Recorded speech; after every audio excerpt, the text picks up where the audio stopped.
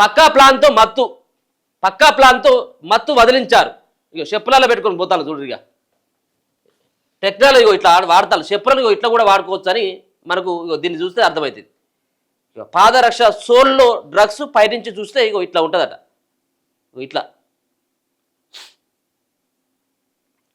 మొత్తం అంతా కూడా కింద కత్తిరించేసి దాన్ని లోపల పెట్టేసి ఎవరికి అనుమానం రాకుండా తీసుకుపోతాంటే నిన్న దొరికిండు.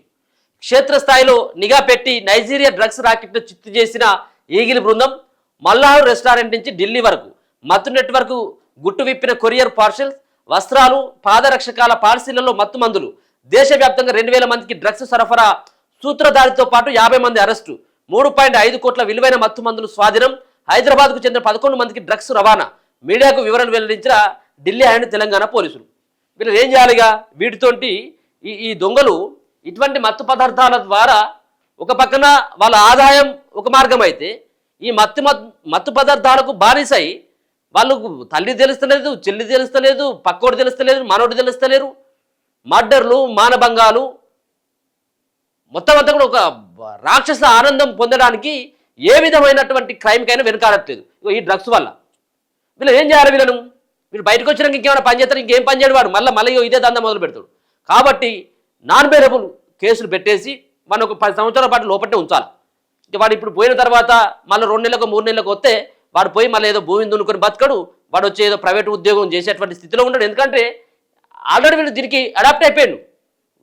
వీళ్ళు డ్రగ్స్ రవాణా చేస్తున్నాడు అంటే వాడు ఎంతో కొంత దానికి అలవాటు పడ్డాడు.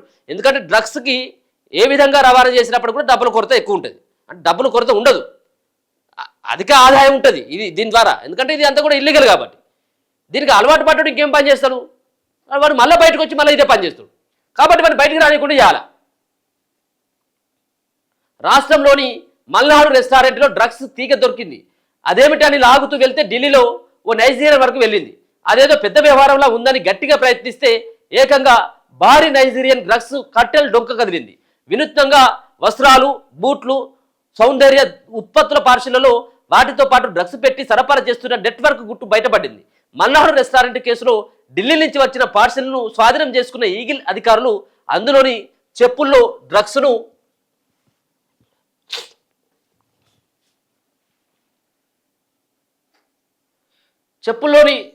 గుర్తించారు.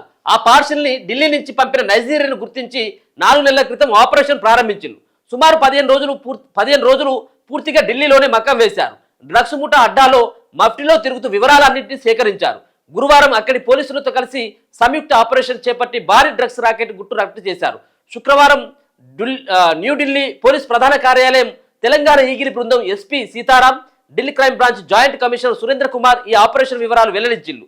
ఢిల్లీ, తెలంగాణ పోలీసులు సంయుక్తంగా ఆపరేషన్ ఈగిల్ ఫోర్స్ చేపట్టినట్టు తెలిపారు. మోహురౌలి, సౌత్గర్, నిలోది, ప్రతాప్ ఎన్క్లేవ్, గ్రేటర్ నోయిడా, మొనిర్కా తదితర 18 ప్రాంతాల్లో చేపట్టిన ఈ ఆపరేషన్లో తెలంగాణ నుంచి 180 మంది పోలీసులు పాల్గొన్నారని చెప్పారు.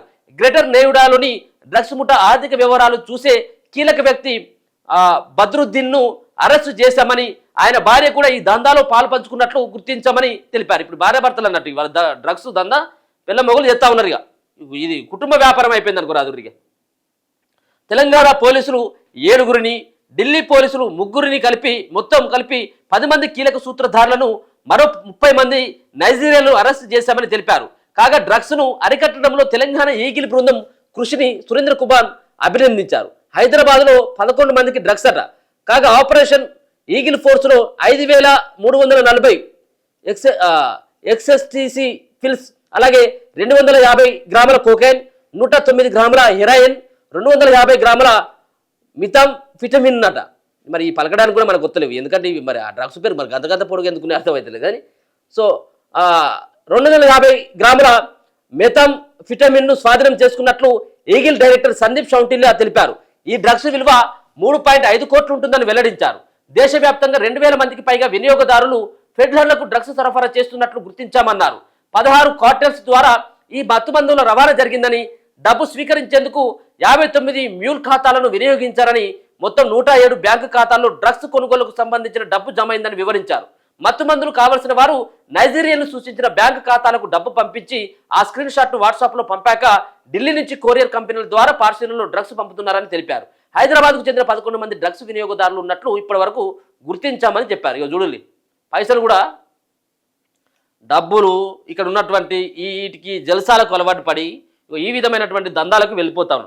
ఇక్కడ ఇగో ఈ మిషన్లు వీళ్ళు ఎట్లా తీసుకుపోతారు ఏంటిది అనేది మొత్తం ఇవన్నీ కూడా ఈగిల్స్ బృందంతో పాటు ఇక్కడ ఉన్నటువంటి ఈగిల్ ఫోర్స్ ఏదైతే ఉందో తెలంగాణ రాష్ట్రానికి సంబంధించినటువంటి ఈగిల్ ఫోర్స్తో పాటు ఢిల్లీ పోలీసులు సంయుక్తంగా చేసినటువంటి ఆపరేషన్లో ఈ మత్తు మందుకు సంబంధించినటువంటి ఎక్కడి నుంచి వస్తూ ఉంది, ఎట్లా పోతూ ఉంది అన్నటువంటి దానిపైన పూర్తి స్థాయిలో ఆపరేషన్ని సక్సెస్ చేయడం జరిగింది. అక్కడ ఉన్నటువంటి ఈ డ్రగ్స్ సేల్ చేసేటువంటి వాళ్ళని కానీ వాళ్ళు డ్రగ్స్కి ప్రధానమైనటువంటి సూత్రధారులు, రవాణా చేయడానికి సూత్రధారులని వాళ్ళందరూ కూడా దొరకబట్టిల్లట.